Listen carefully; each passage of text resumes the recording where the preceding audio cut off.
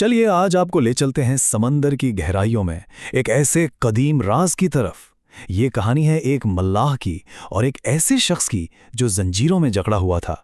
ایک ایسی کہانی جو سوچنے پر مجبور کر دے گی۔ تو کہانی شروع ہوتی ہے 30 ملاحوں سے۔ ذرا تصور کیجئے، 1 مہینے سے سمندر میں بھٹک رہے ہیں اور پھر اچانک انہیں ایک پراسرار جزیرہ نظر آتا ہے۔ یہیں سے ان کے اس عجیب و غریب سفر کا آغاز ہوا۔ اس جزیرے پر ان کی ملاقات ایک عجیب سی مخلوق سے ہوتی ہے، ایک ایسی مخلوق جو انہیں ایک پیغام دیتی ہے: سب سے دور والی عمارت میں جاؤ، وہاں کوئی تمہارا انتظار کر رہا ہے۔ اب اس پیغام نے ان کے دلوں میں تجسس اور خوف دونوں کی ایک لہر دوڑا دی۔ لیکن جب وہ وہاں پہنچے تو جو منظر ان کے سامنے تھا وہ ان کی سوچ سے بھی آگے تھا۔ ایک خانقاہ کے اندر ایک شخص زنجیروں میں جھگڑا ہوا تھا۔ سوال یہ تھا کہ آخر یہ تھا کون اور اسے یہاں قید کیوں کیا گیا تھا؟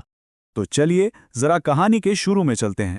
ہمارے مرکزی کردار ہیں تمیم الداری، جو اس وقت ایک عیسائی تھے، اور ان کے ساتھی۔ تمیم الداری اور ان کے 30 ساتھی فلسطین سے ایک سمندری سفر پر نکلے۔ شروع میں تو یہ ایک بالکل عام سا سفر لگ رہا تھا، لیکن انہیں کیا پتا تھا کہ وہ جلد ہی ایک ایسے طوفان میں گھرنے والے ہیں جو اس دنیا کا لگتا ہی نہیں تھا۔ پورے 1 مہینے تک وہ سمندر کی بے رحم لہروں کے رحم و کرم پر تھے۔ حالت اتنی خراب ہو گئی کہ ان کا کھانا بھی ختم ہو گیا اور پانی تک پینے کے قابل نہیں رہا۔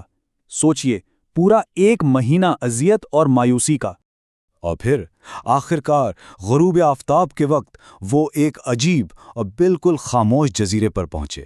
فضا میں ایسی خاموشی تھی جیسے وہ جزیرہ کہہ رہا ہو کہ یہاں کسی کا خیر مقدم نہیں ہے۔ وہاں ان کا سامنا ہوا جزیرے کی ایک عجیب و غریب مخلوق سے۔ یہ ایک ایسا جانور تھا جس کے جسم پر اتنے گھنے بال تھے کہ اس کا اگلا اور پچھلا حصہ پہچاننا ہی ناممکن تھا۔ اس کا نام تھا الجساسہ۔ حیرت کی بات یہ تھی کہ اس مخلوق نے ان سے بات کی، لیکن ان کے سوالوں کا جواب دینے سے صاف انکار کر دیا، بلکہ اس نے انہیں وہی پراسرار ہدایت دی جس نے ملاحوں کو اور بھی زیادہ خوفزدہ کر دیا۔ انہیں بالکل اندازہ نہیں تھا کہ آگے ان کا کیا انتظار کر رہا ہے۔ جب ملاح اس خانقاہ میں داخل ہوئے تو انہوں نے ایک دیو ہیکل شخص کو دیکھا جو لوہے کی بھاری زنجیروں میں جکڑا ہوا تھا۔ اس قیدی نے ان سے پوچھنا شروع کیا اور اس کا پہلا ہی سوال تھا تیبیریا کی جھیل کے بارے میں۔ اس سوال نے ملاحوں کو حیرت میں ڈال دیا کہ ایک اتنے دور دراز جزیرے پر قید شخص ان کی سرزمین کے بارے میں آخر کیسے جانتا ہے۔ جب ملاحوں نے بتایا کہ ہاں، جھیل تو پانی سے بھری ہوئی ہے، تو اس قیدی نے ایک خوفناک پیشن گوئی کی۔ اس نے کہا، میرا خیال ہے کہ یہ جلد ہی خشک ہو جائے گی۔ اس کی اس بات نے ملاحوں کو سخت پریشان کر دیا۔ وہ رکا نہیں، اس نے اپنی پوچھ گچھ جاری رکھی۔ اس بار اس نے بسان کے کھجور کے درختوں کے بارے میں پوچھا۔ ہر سوال کے ساتھ ماحول میں تناؤ اور بڑھتا جا رہا تھا۔ اور پھر اس نے وہ سب سے اہم سوال پوچھا جس نے اس پوری کہانی کا رخ ہی موڑ دیا۔ اس نے پوچھا، مجھے ان پڑھ لوگوں کے نبی کے بارے میں بتاؤ، انہوں نے کیا کیا کیا ہے؟ یہی وہ لمحہ تھا جب سب کچھ بدل گیا۔ جب ملاحوں نے بتایا کہ نبی مکہ سے نکل کر یثرب یعنی مدینہ میں بس گئے ہیں اور انہوں نے اپنے آس پاس کے لوگوں پر غلبہ پا لیا ہے، تو اس خبر پر قیدی کا رد عمل بہت شدید تھا۔ اس نے اپنی زنجیروں کو اتنی شدت سے جھنجھوڑا کہ پوری کی پوری خانقاہ ہل کر رہ گئی۔ اور پھر اس قیدی نے اپنی چونکا دینے والی شناخت ظاہر کی۔ اس نے کہا، میں دجال ہوں، جھوٹا مسیح، اور مجھے جلد ہی باہر نکلنے کی اجازت مل جائے گی۔ اب کہانی کا رخ جزیرے سے مدینہ کی طرف مڑتا ہے۔